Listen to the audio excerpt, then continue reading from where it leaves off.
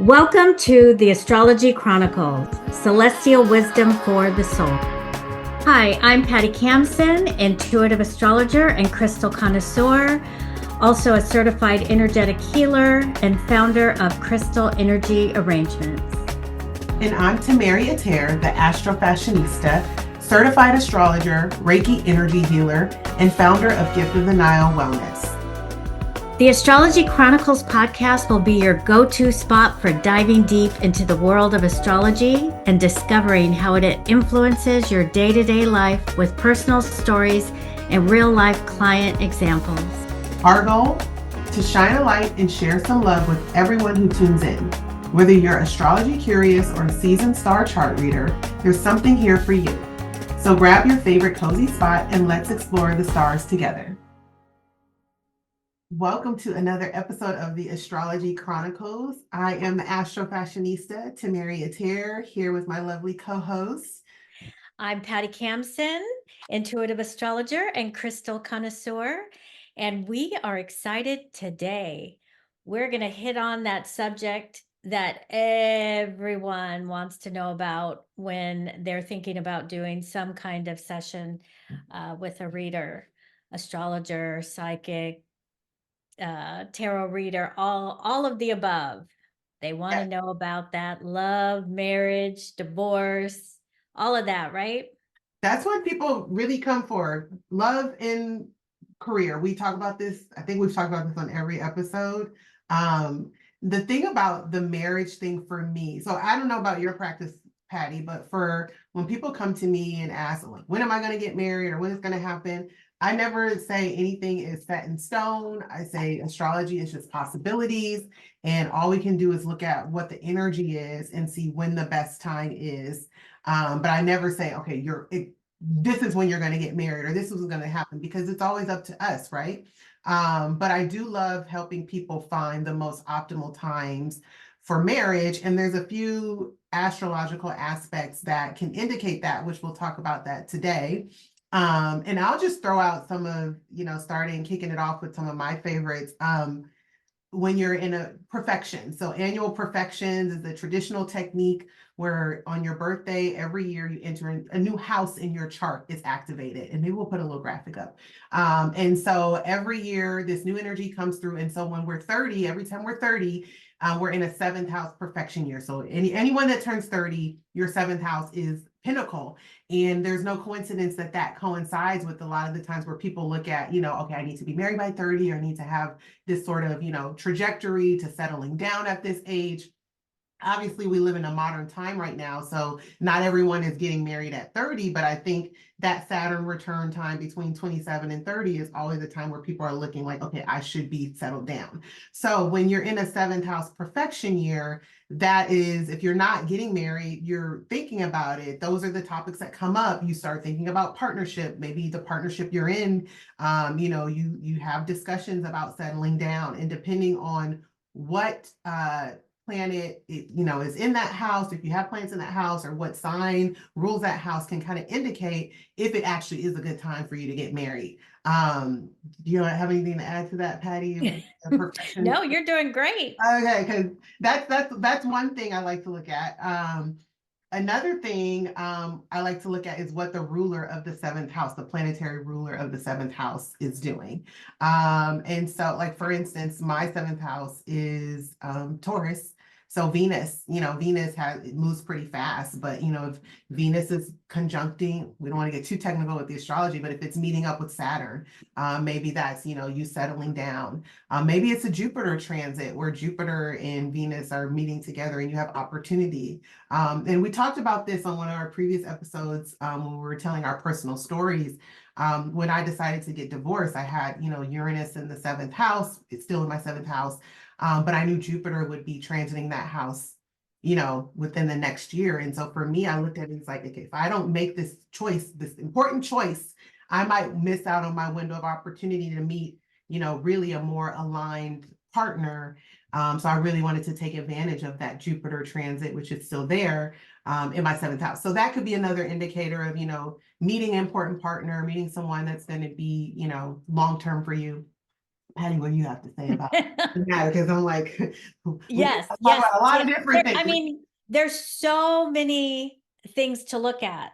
The seventh house is one I look at, the fifth house, because the fifth house is true love, soulmate. Looking at that Venus and Mars is very important. But when you're in a relationship, because most of the people that come to me, they're in the relationship and it's like, should we, shouldn't we, are we?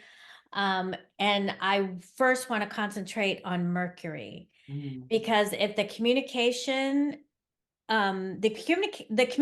is always there, but it's how do you communicate?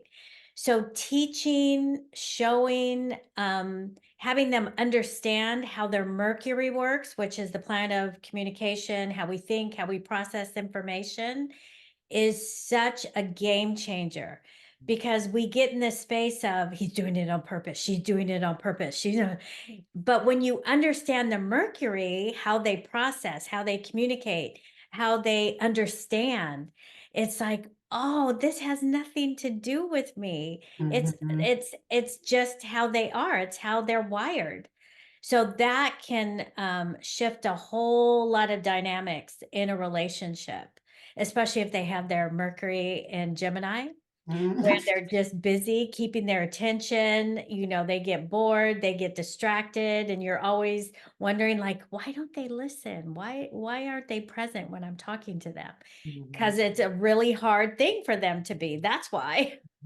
So mhm, then you start to have compassion for your partner. It's like, okay, this has nothing to do with me. Let me lean in and strengthen the muscle of patience that maybe I need to work on.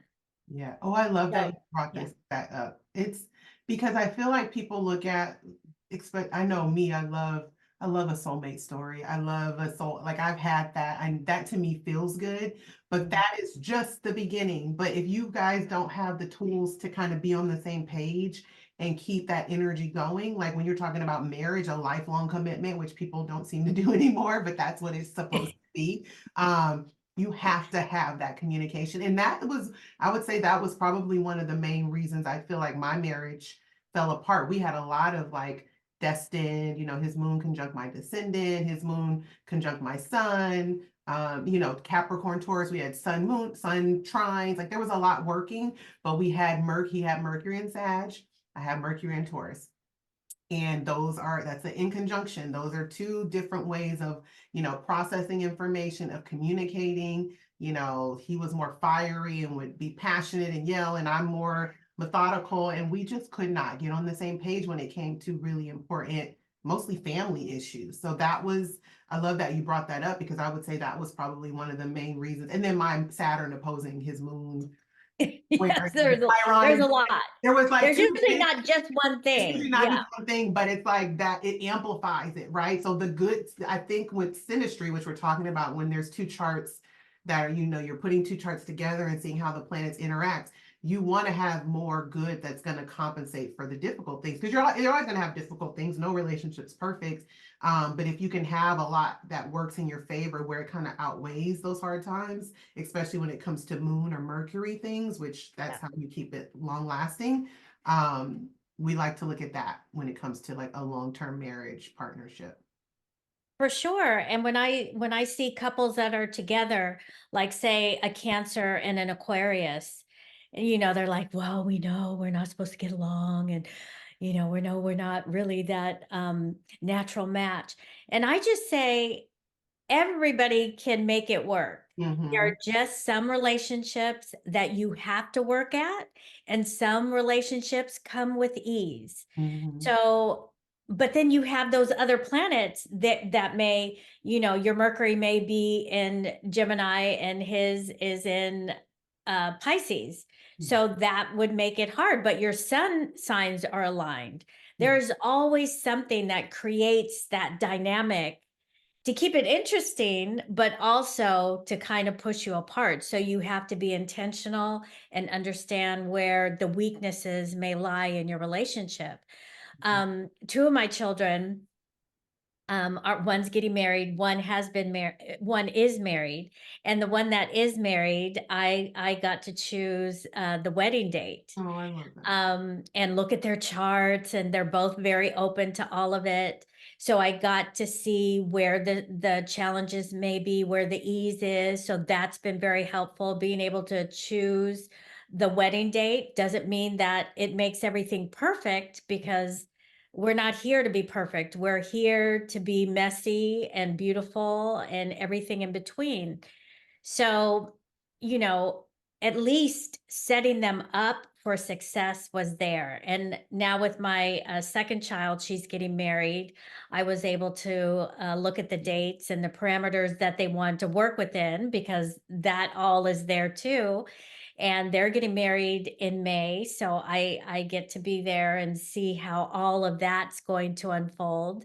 Um, and so it's all so fascinating, and being able to look at these relationships with a different lens and not be so judgmental and all the shoulds. It's like, okay, it's not perfect, and that's exactly how it's supposed to be. It's supposed to be us. We are messy, we are complex, we Mhm. are unpredictable.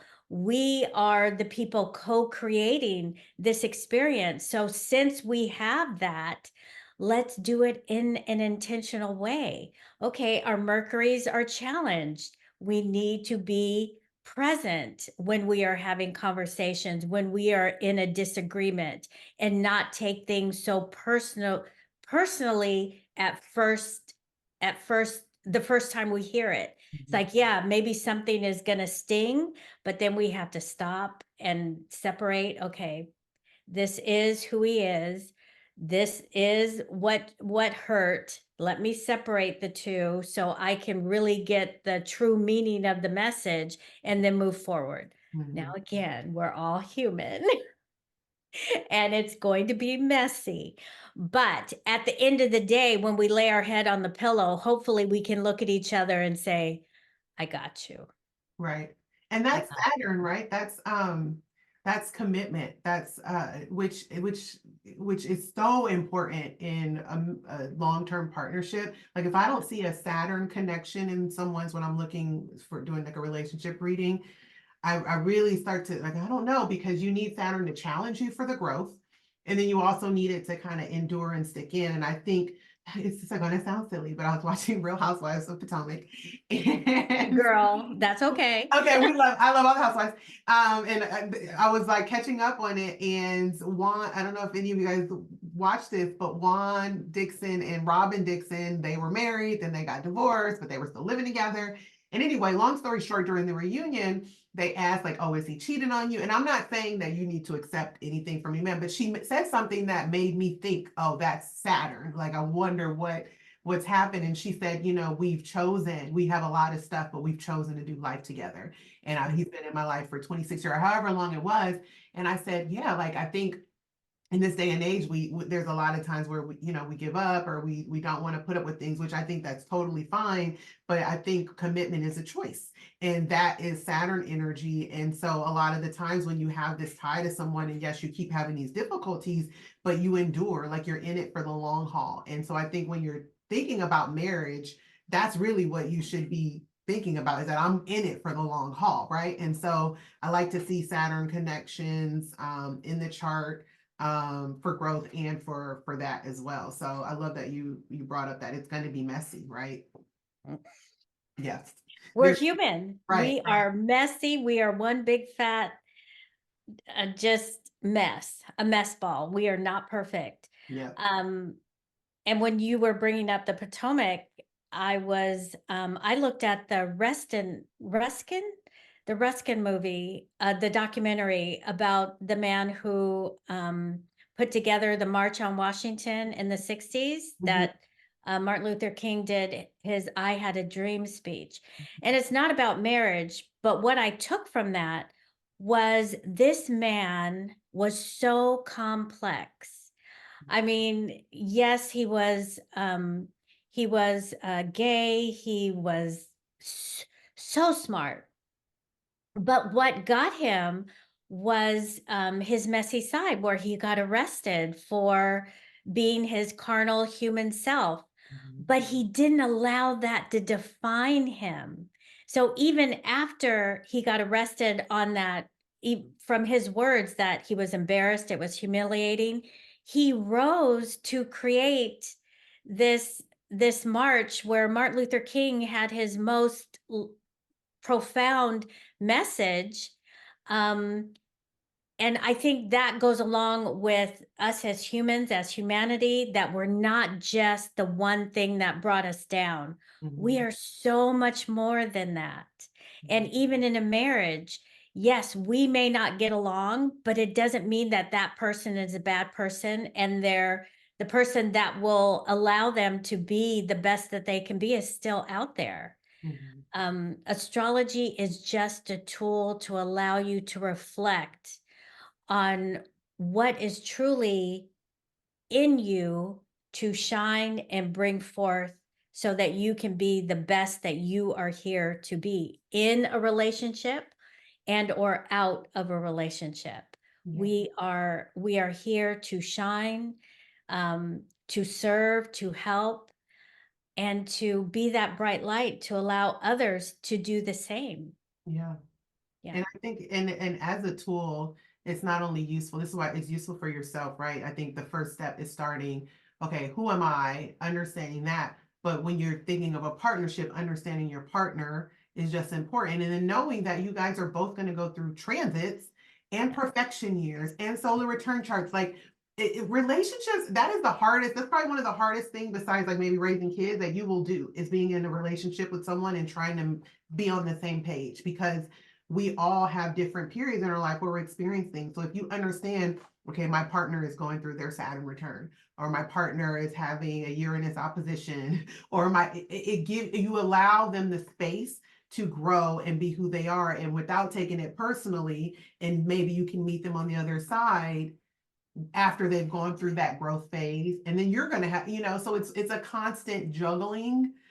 It should never be even killed or just feel like just the waters are smooth. It's impossible. There's too much going on. But again, it's a choice, and you ride that wave. You pick the person to ride the wave with, and hopefully you guys both are committed and can make it work. So there's all kinds of, I don't know if there's any other like indicators that you want to talk about Well, with marriage. I think the two no-nos when getting married is Mars and Venus retrograde. Yes, yes, I yep. mean, you want your sex life to be Mhm. fully open. So Right, you don't want that Mars being pulled back. right, So right. that, the issues in your marriage, the sexual friction or non-friction, whatever the case may be, Yeah, that's can be trash. there.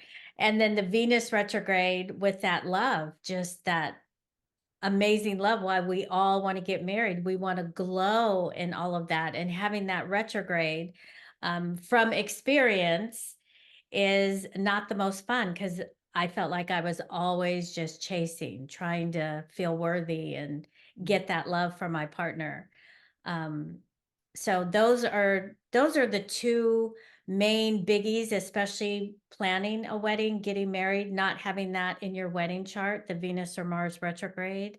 Understanding your partner's Mercury so that your communication is understood. You have insight into how they process information, share, communicate, all of that really important. Um, what else? There's workarounds too, by the way. So if it's already hard to pick a wedding date just because it's so competitive in the wedding industry. So if you're worried about getting married during Venus or Mars retrograde, go to the courthouse first and get married legally. And if you have to have this date and it falls on the Venus and Mars retrograde, I would recommend that you go before and get married at a different time. Maybe don't tell anybody, just do it so that it's already done and you didn't have the actual marriage, and then maybe you'll have the celebration there. Or if you do, some astrologers will recommend just do like a year later, do another like renewal or something that gets expensive. So that there's workarounds because I know it's hard to already choose a wedding date that works and falls on a weekend or whatever you're doing. So that's another thing. I also would try to avoid maybe Moon and Capricorn. Like you want celebratory energy. on your wedding date. And you know, the moon doesn't operate so well in not if you have a Capricorn, don't take this as a diss. It's just more about when you're choosing a But wedding. it is what it is because Right. we don't know what the plan is. It's like, do I regret marrying my husband? Hell no. Yeah, yeah. Because I had to go through all of that 17 years of life to get to where I am now. Was it easy? No. But I learned so much about myself and I had my amazing children. So we don't always know why we have to get married, Venus retrograde or moon in Capricorn. There's always a reason and you find out later, but at least go through it with your head up and stay as positive as possible while you're going through it. Yeah. So you can get to the other side and not be bitter and angry and just not a nice person. It's Um, yeah. because the what's meant to be will always come out, no matter how much we try to control and manipulate. Yes. And like the astrology is a tool. But yeah, that might be your lesson. That's you know, Yes. your stepping stone into something else. So that's a great point. Yeah. Yeah. So there's a lot to it. We can't cover everything. That's why you go to an astrologer to help you navigate the whole marriage thing, when you're going to find the person, when you should get married. But astrology is such a useful tool for navigating that. And it's one of my favorite things to help people is in their love life and finding that spark for them through their chart. Yes. I love It is that. so good. So good. So good.